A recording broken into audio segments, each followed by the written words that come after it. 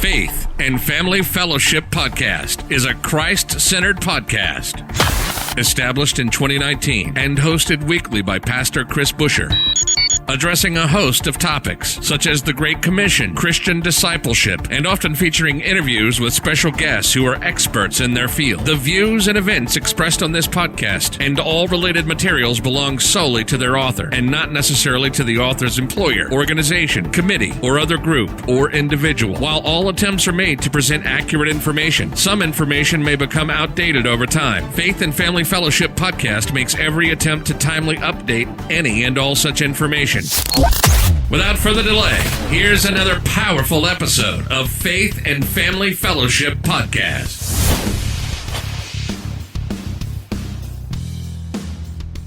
Well, hello and welcome to another episode of Faith and Family Fellowship. I am your host. My name is Pastor Chris Busher.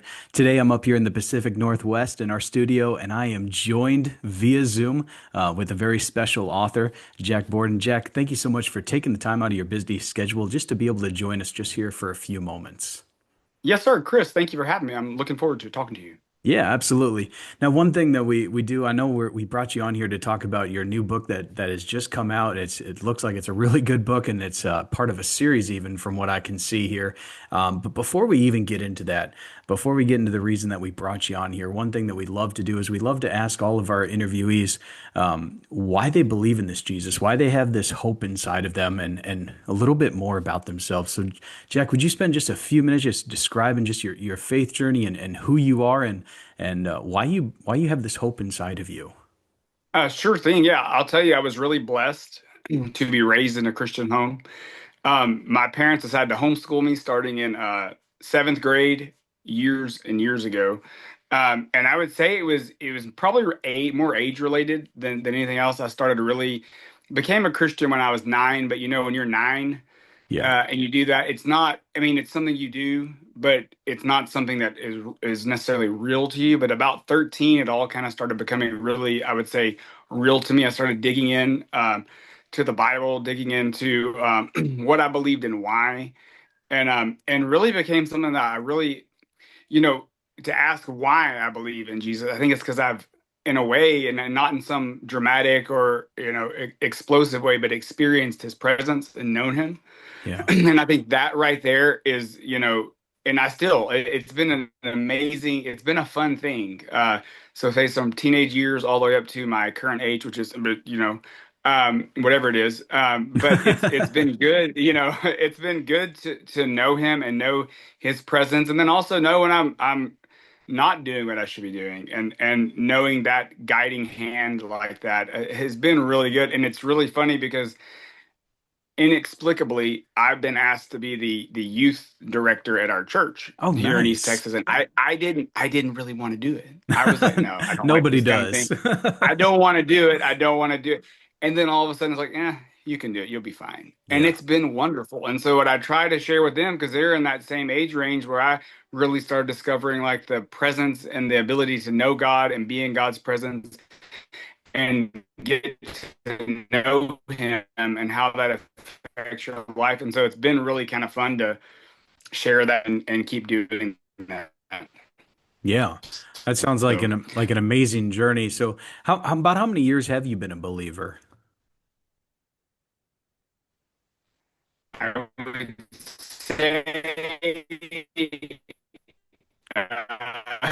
you're making me do math. But it would be, I'm 43. It was back when I was 9. Okay. Yeah, excellent. So about 20 some years. So It's basic, but yeah. So, but it's been a thing that I've really enjoyed practicing and learning about and trying to practice. I'll say that, like spiritual disciplines like solitude and silence and things of that nature, and exploring that has been, it's an amazing thing. And the thing is, God is available and open to anyone who wants to seek him with a real heart. Anyone who trusts what he did with his son, he's available if you're willing to seek him. So yeah. And I noticed just from reading your bio and looking at a few of your books and seeing a little bit about you, it shows that you enjoy being outdoors, camping and gardening, spending time with family outside. I do. Yeah.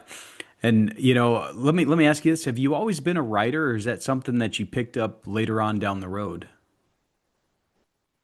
So I have written under a different name. Okay. I have written gardening books Really? for a number of years. Okay. Yeah, through my business, and then we Yeah. put those out there. And really, it's just like assisting people. So I've written that. I have always loved fiction, and I probably, like a lot of teenagers, probably attempted to write fiction when I was a teenager, and it was just it's good that there's none of it that remains for me Yeah. in that case. But then it was more of something I like, you know what I'm saying? Yep. It's Oh, probably I good know. that it was all handwritten and anyway, you know what I mean? Oh, yeah. But I had a desire to make.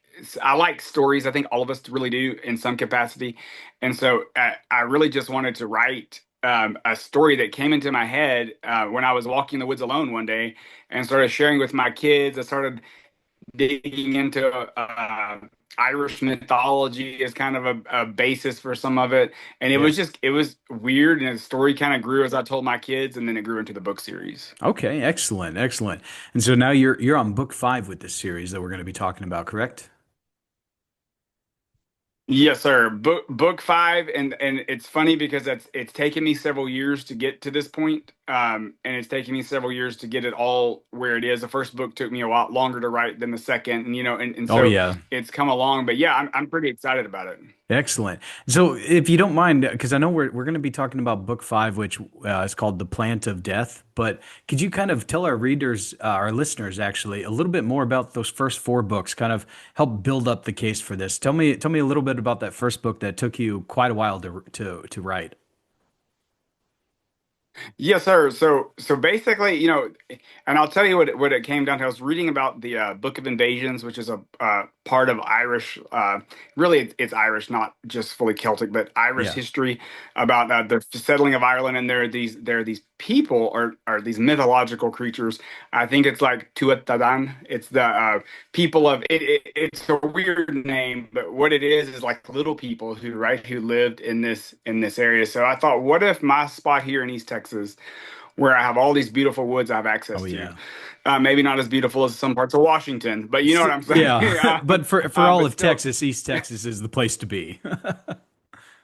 that's right. That's exactly right. And so all these woods I can walk in, and I thought, well, what if that particular mythological creatures were transported here? What if, in Yeah. fact, all of that happened here?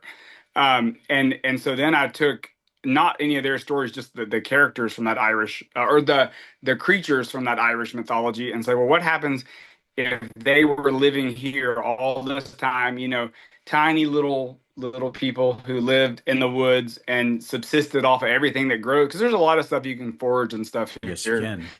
Um, if they subsisted off of that very tiny little elf creatures, and all of a sudden, and the evil forces and end up being, as people will find out, some sort of like demonic things that put on flesh, and there's only one way to stop it. And at the end of the day, the whole storyline is actually ending to a grand conclusion, which I won't go into, but basically helping establish it so people could come and live in this area. So that's really what it Yeah. is. It's kind of quirky. It starts with a small family. And then I feel like the first couple of books kind of start on a smaller scale, and then the family experiences more and more broader of the world that their parents have tried to protect them from, is what it amounts to. I Um, like that. but it is Christian in its, I think, in its overall spirit, but it's never mentioned. Christianity is not Yeah. mentioned in it. But we've had thousands of people read it in various ways. Oh, yeah. At least all the first 4 books. And so it's been an interesting thing because I've had a lot of people locally who've read it and given me feedback. And so that first book, I made quite a bit of edits to get it, I think, where it was up to speed. But then after that, I think the rest of them have been doing pretty good. You're listening to the Faith and Family Fellowship Podcast. We'll be right back after this quick word from our sponsors. A Great Work by Sidney Andre is a story of faith, hope, and perseverance. Growing up in Angola, Africa, Andre writes to encourage all of us whose dreams and hopes seem to be gone, but to be of good cheer and keep believing that all things work together for our good. For those who are waiting on a miracle, this story will inspire you to rest in the depth of God's promises and believe that your story does not have to end the same way that it started. Find your copy of A Great Work on Amazon today or by searching www.agreatworkfoundation.com. In a world full of noise and confusion, two voices are rising with a clear mission to prepare the way for men of God. Hosted by Matt and Jake. This podcast is more than conversation. It's a beacon of hope, a guide for men walking with Jesus, and a reminder that you're not alone on the journey of faith.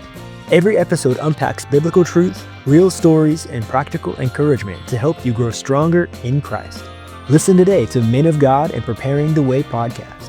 Available now on all platforms. I know that feeling with the first book. My first book took me quite a while to write it, and then after publishing it, got some feedback that was helpful and some that was not so nice. But all of it helped shape the rest of my books into what it needed to be. So it's quite the journey. So I'm really, really happy to hear that you've gone through that, and you're on your fifth book of this series now. Let me ask you, have you got a lot of, you said you had thousands of readers on these books already.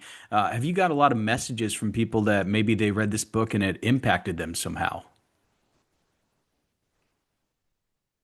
I've gotten some, and a lot of the personal feedback I've gotten is from people who've read them, who I either are acquainted with or here locally, like and looked at them and like, man, that was really good. Have some little boy who's like, these are my favorite book series, and I'm like, that is That's cool. awesome. That's a good feeling. I've not. And then he even plays it. Like his siblings were like, yeah, he runs around the house playing the characters. I was like, I like that. That's good to know. Now, have you had any other authors kind of influence your storytelling style? I know that you mentioned, the Irish mythology and everything, but have you had any other authors specifically that you read that maybe kind of helped, influence this idea or give you a better vision for it? I'll tell you this, and this is probably cliche to say, but I mean, obviously C.S. Lewis. Yeah. I think obviously, in a sense, and although I'm not comparing myself to these people at all, I'm just saying they're influences, Yep. but like Tolkien, like I feel like especially, and it's not his most read book, but like the Silmarillion, I adore that book, and I feel like every time I say that, people look at me strangely, like that is a messed up book, man. I don't know if y'all ever read that, but it's really good. It's very dark, but it has this like hope undercurrent to it. So I really enjoy those. Those are influences. There's an English author that few people have heard of named Rosemary Sutcliffe.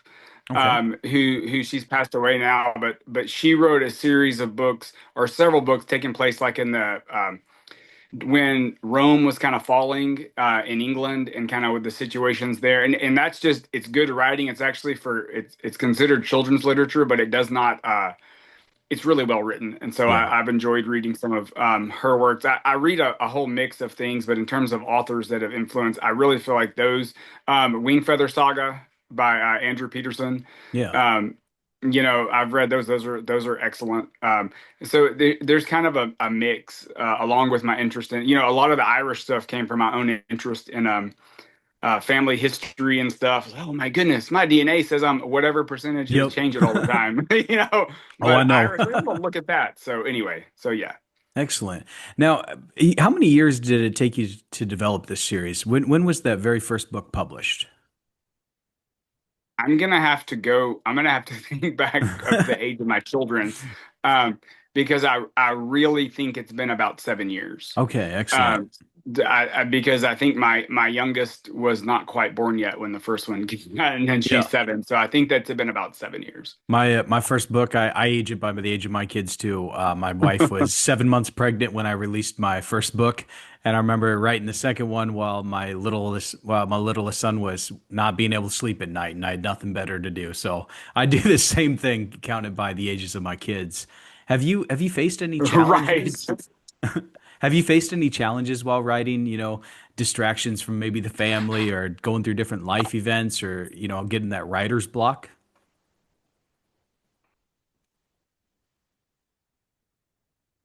And it's funny about writer's block. I've not fully experienced that, but it's probably because I don't write consistently enough. Because of all the distractions of, we run a business Yeah. where we grow some fruit trees and we do that kind of thing. Oh, nice. We have church and stuff now, and we're homeschool our kids, or my wife mainly does that. So it ends up being there's a lot going on. So, but Yeah. whenever, I mean, even the other day, I'm working on the sixth book in this series, and no one was at home for 2 hours except for me. And Yeah. that was rare, you know what I'm saying? I Yep. was like, I'm going to sit down and write, and that's what I got to do then. So it is time and making the time to do it. I think also um, there is, and I don't want to criticize them, but like, AI generated Oh works yeah. being put out all the time on Amazon. Yep. Um, and so getting your book to where folks see it in the midst of all that, you know what I mean? Like it's a Yep. little bit that can be a challenge too from a business really standpoint if you're looking at the writing. Yeah. And on the subject of AI, I see that just, you know, overpowering a lot of different authors here on Amazon and everything. But I think we've reached a bubble where people are getting really tired of AI generated content, and they're going to start looking back more towards the authentic stuff. So I imagine in the Yes. next couple months, we're going to see a revert back, thankfully, to be insane again. Amen. Yes. Amen to that. Now, it looks like your fifth book that we're talking about here today, that one comes out November 1st on Amazon. Is that correct? Yes, sir. That's correct. Excellent. So we're a couple weeks away from the launch date. Are you being able to pre-sell this yet, or is it just watch It and see? it is available, yes, for pre-sale right now, and Okay. I don't know, for some reason they haven't put the image up on on there. They have it all written. It's like no one wants to buy something that says no image available, but Yep. but it is there and it is available for, for pre-sale like that. I really like the print copies myself. That's Yeah. the Kindle copy. The print copy it will by then. Um, but yeah, I mean, speaking of AI stuff, I used a local author, or excuse me, local artist to do some of the illustrations inside this book and the cover, and it's just so much. It's so much better than Yes. anything generated by a computer. She does a good job, and I appreciate her work with it as well. Yeah, and I haven't been able to see the artwork like you mentioned for this newest book, but I'm looking at the previous books, and that is some real quality artwork. Is it the same artist that made those for you too, or is it somebody Yeah, new? it is the same. Okay. Yes, it is the same one. She's made all of those. Okay. And so even when I was not done with this book, I had her go ahead and make the cover because I had an idea of what I wanted. But yeah, she does a great job. Yeah, it's just phenomenally done. It's real eye-catching. You could just tell there's a lot of effort being put into it. And it's very reasonably priced. I'm looking here just even for Kindle, you can get the first three books for $8.97 today. That's one heck of a deal right there for people to be able to buy these books, to be able to get started with it. Do you always plan on keeping your books very reasonably priced for Kindle? I do, because really I just the folks who've read it have get it at a reasonable price and read it. And I've seen, and it's also a personal thing, I've seen like Kindle copies of books for 7.99 or 12.99, and I just can't for an electronic file. I Yeah, just, I just I know the feeling. can't do that. So Yeah. And are your yeah. books available in hardcover as well, or just paperback? I do have. Oh, actually, they are all like this one. I haven't put the hardcover together yet, but yes, all of them are available in hardcover as well. And I Excellent. occasionally do giveaways for those, Okay. just to have some of those for folks to do that if they want a hardcover because they're Excellent. kind of expensive. But I would love to be able to give those away to people if they would like to win those. Yeah, excellent. Now, without giving away all the details of the book, spend a couple minutes here with me. Just tell me a little bit about this new book that came out. Why people should read it if they've never read the previous ones? Do they need to go back and read the previous four? Is there something they could just pick up and go along with it? Go ahead and give me a nice synopsis of this. Sure. Yeah, I'll tell you what's funny is I have a pet peeve too of picking up a book and it's in a series, but you can't understand it unless you read every single one of the other ones. Yeah. So I try to avoid that on this fifth book. It may be slightly harder, but hopefully give enough background where if somebody just wanted to pick it up and check it out, they would not be missing too much. Okay. It is a bit of a continuation from the fourth book, at least with characters. And I like plants. I grow plants, part of my living. And so I thought, what if you had a plant that wasn't just this beautiful thing God made? What if it was something sinister? Or what if Yeah. it was something that was bad and harmful? And what would you do? And what if it was, had a dark spiritual basis to it, but it was growing and consuming things, maybe even trying to consume the world and undo, and it doesn't say this in the book, but undo or attempting to undo God's plan, which is of course impossible to Yeah. accomplish. And so this would be the storyline of the characters from the first four books, getting together and basically seeing what they could do to stop this, and also put someone on the throne of one of the only cities that they actually have. And that's really the plot line of it. But at the end of it, I decided, it's time to reveal the big conspiracy that's been operating in this world the whole time behind the scenes that no characters have known about, at the very end. So that's kind of a fun ending. I really enjoyed that. I've rarely written from the perspective of a bad guy. Yeah. Like if people, I know I've read a lot of books that people have, but I'm not used to that. And so it was a blast. The last part of that book is from the perspective of the guy who's been choreographing the whole, he thinks, event in the background the whole time. So that was lots of fun to write. And so overall, I mean, I have two character voices in it. One of them's, I guess she's like 17-year-old female, and the other is 12-year-old male, and he's the primary part of the story that's telling the rest of it. And so that's a lot of fun. And then you got the villain at the very end. So it's been a lot of fun to write. It was one of my ones that I really enjoyed writing. It was also one that I didn't know where it was going when I started writing. And every other one I had it real like Scripted out, like outlined out, right? Yep. This one I'm like, I don't know where this is headed. Like, I'm not sure here. And it went, I think, in a fun direction, but it was fun. You sit down and like, I don't know what's going to happen right now. The characters have to figure it out. Not really, but it's still, It was still lots of fun to let it figure out that way. So it may have a little different tone than some of the others because it isn't quite as planned out. But in the end, I think it all worked out really good. It sounds like maybe you got to be one of the very first people to read this book while you were writing it. That's exactly right. Did you have a favorite character and then also maybe a least favorite character as you were writing this series, and especially this book? Yes, sir. So I'll tell you what's funny is the primary two characters in the series are Avalon and Killian, and both of them are the So my oldest is a son. My middle is a daughter, so I flopped that around. But then I gave their personalities a lot of similarity to the. Oh, nice. So there's that. So when people have asked me that before, I said I like both of them because they're inspiring children. Right? Like I like them a lot. And really, I like them and their different personalities. Killian, who's, like I said, is the primary one whose voice is heard in this one. He is very impulsive, very, that kind of thing. It reminds me of people I know.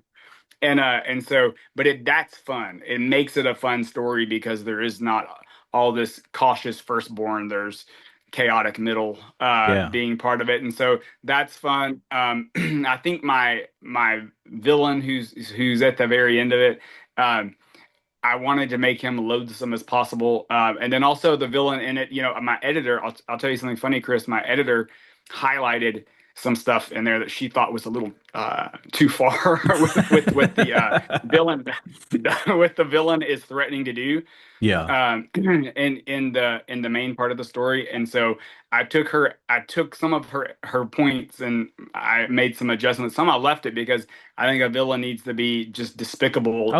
You're happy when the villain suffers whatever she's going to suffer in this one. So it was lots of fun to write, but like I said, not knowing where it was headed, you're right. It was kind of like I got to read it for the first time as I was writing it because I didn't know where it was headed, but it was fun. Now, without giving too much of a spoiler, I do have to ask, is there going to be a sixth book or is this the end of the series? There will be a sixth book and a seventh book. Awesome. Excellent. And so seventh, though, it will be over at that. I started on the sixth book really in earnest last week. So whenever I get little spurts of time to write, I'll write. But that one, I sort of generally know where it's going, but it's not as open-ended as, as this one. As I was writing it, I think I have a little more planned, but still not as or outlined out as some of the first ones. So Yeah.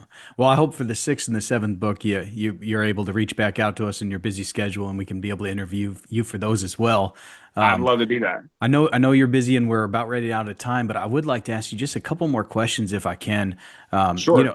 You mentioned, that there's your book. It's not necessarily a Christian book, but it does have the themes with it, and based on your life and just the underlining tone with it. Has your faith really helped influence this book in any way, or has it helped influence you and shape you through this process? I, you know, what I, it's hard for me to, I'll tell you this. I Yeah. think that God has all of our lives already like a story being written in it, Yeah.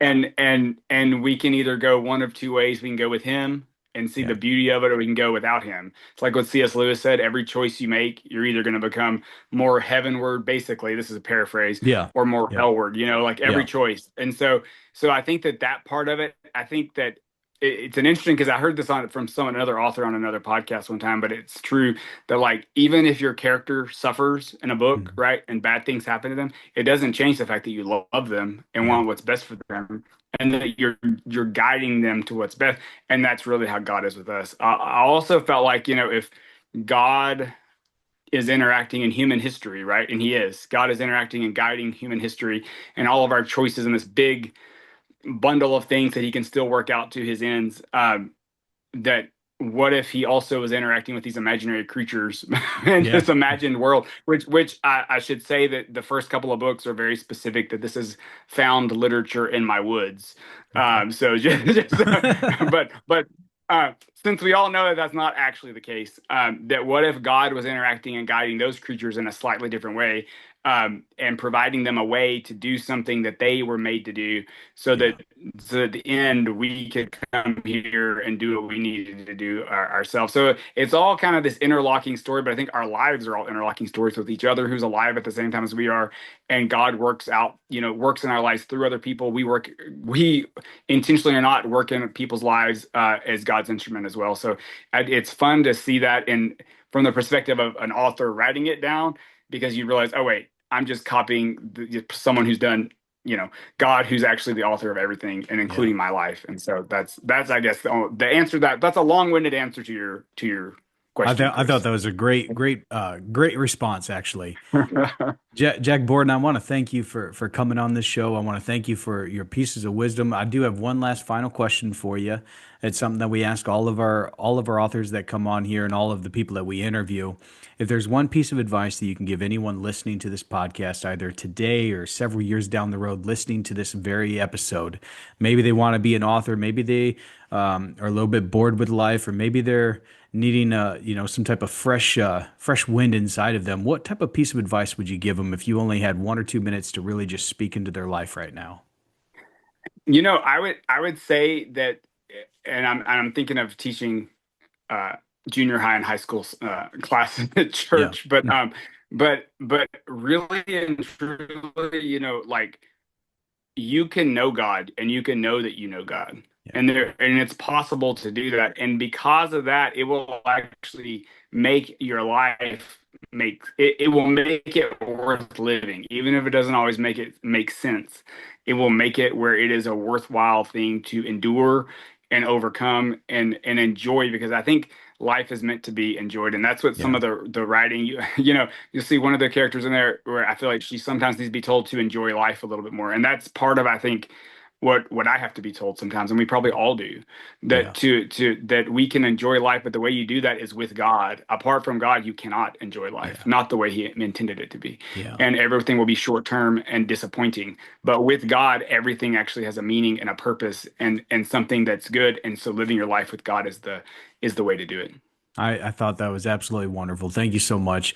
Jack Borden, everybody. He is the author of The Plant of Death. It's going to be available November 1st, 2025. So if you're listening to this episode right now, you can go ahead and get on that wait list for it. I think you can even pre-order it. Jack, is there any way that our people are able to contact you? Do you prefer that they buy your books from Amazon, or do you have a website that you prefer that they visit to connect with you? How do you want to go about that? Sure. I think Amazon, at least for right now, how I have things Yeah. set up, Amazon is good. But then you can visit my website is jack-borden.com. And then on X, it's Jack Borden Words. And then on Facebook, it's Jack Borden Author. So you can find me in any of those places, but certainly check out our website, and then has links to all the books there as well. Excellent. And we'll put all that information in the show notes for people. They can easily give it a nice quick little click and be able to connect with you personally. I want to thank you for taking your time out of your busy schedule for joining us here this morning.